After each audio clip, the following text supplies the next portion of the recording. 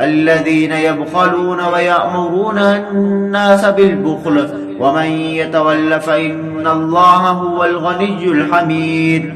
لقد أرسلنا رسولنا بالبينات وأنزلنا معهم الكتاب والميزان ليقوم الناس بالقسط وأنزلنا الحديث في بأس شديد ومنافع للناس وليعلم الله من ينصره ورسوله بالغيب إن الله هو القوي العزيز.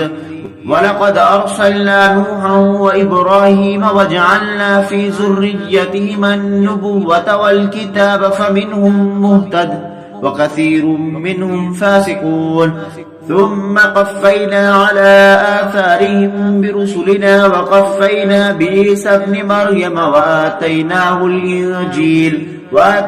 الإنجيل وجعلنا في قلوب الذين اتبعوه رأفة ورهبانية ابتداؤوها ما كتبناها عليهم إلا ابتغاء رضوان الله فما رعوها حق رعايتها فآتينا الذين آمنوا منهم أجرهم وكثير منهم فاسقون.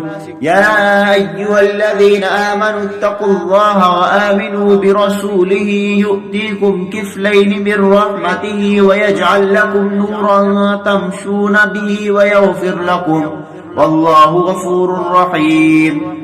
لئلا يعلم أهل الكتاب ألا يقدرون على شيء من فضل الله وأن الفضل بيد الله يؤتيه من يشاء والله ذو الفضل العظيم.